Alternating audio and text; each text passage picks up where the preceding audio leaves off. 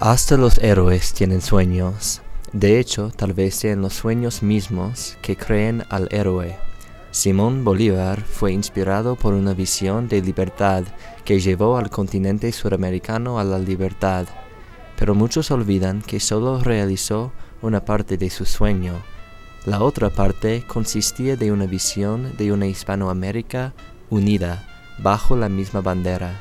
Se nombraría este país la Gran Colombia y sería una fuerza militar, política y económica para rivalizar hasta los Estados Unidos.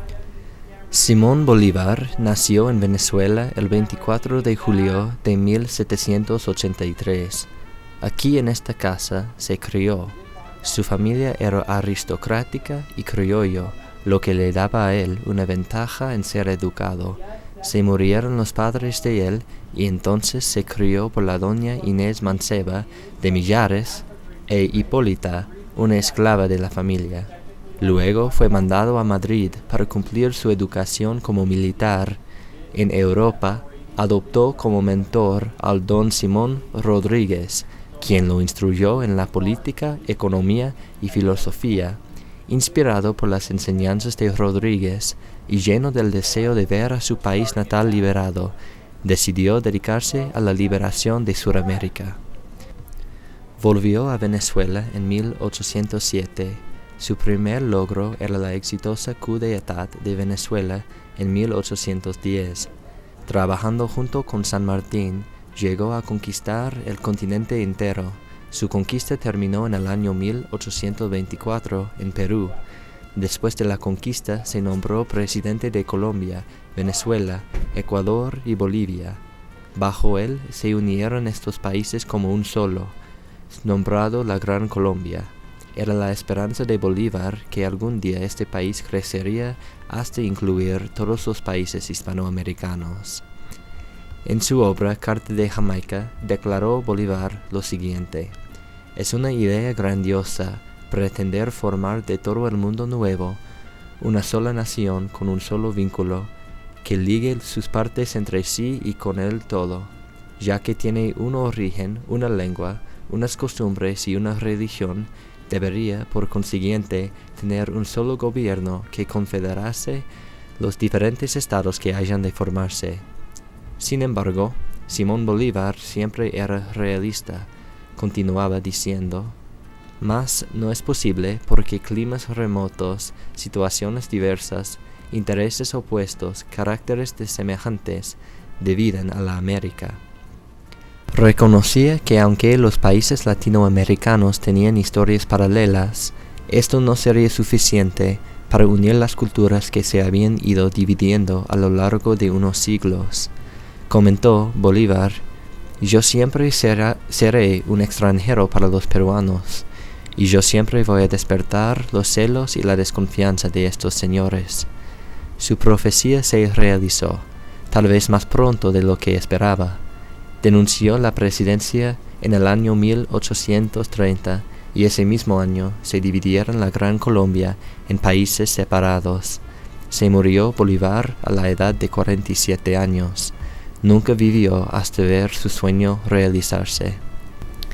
Desde entonces ha habido muchos que han sido inspirados por este sueño bolivariano. Intentos de realizar este sueño se han hecho a lo largo de la historia latinoamericana. Una vez en respuesta a los avances militares de los Estados Unidos hacia el oeste durante el siglo XIX, temían su poder y sentían la necesidad de unirse. Pasó otra vez en el siglo XX como resultado del equilibrio mundial. Para balancear los poderes mundiales de Europa y los Estados Unidos, Sudamérica tendría que manifestar su unidad continental. Un líder mundial muy influido por estas dos razones es Hugo Chávez, el presidente de Venezuela. Se proclama discípulo de Simón Bolívar y siente que sus principios de gobernar reflejan los ideales de Bolívar. El discurso siguiente fue dado por Chávez en conmemoración del bicentenario de Venezuela el 19 de abril 2010. Se notará cómo los principios de Bolívar han justificado las creencias de Chávez. soldados, nosotros pueblo. Simón Bolívar, el padre, dijo un día: Venezuela nació en un vivac. Aquí estamos juntos y somos hoy ya de nuevo una sola cosa: civiles y militares, unidos, el pueblo y su fuerza armada, garantizando la independencia venezolana, la independencia de la patria. Más nunca Venezuela será colonia yanqui ni colonia de nadie. Llegó la hora definitiva de nuestra verdadera independencia 200 años después. Y no solo de la independencia de Venezuela,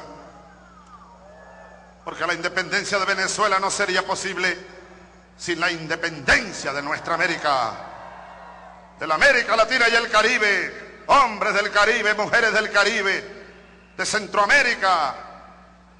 Aquí están representados el Caribe negro, el Afrocaribe, el Caribe indio.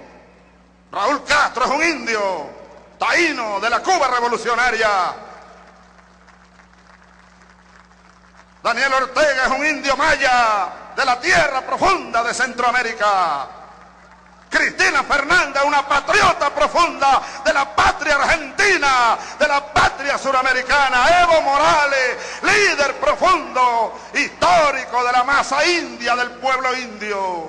Rafael Correa, de la juventud, estudiosa, batalladora, del Ecuador libertario, de Sucre, de Manuela, de Eloy Alfaro.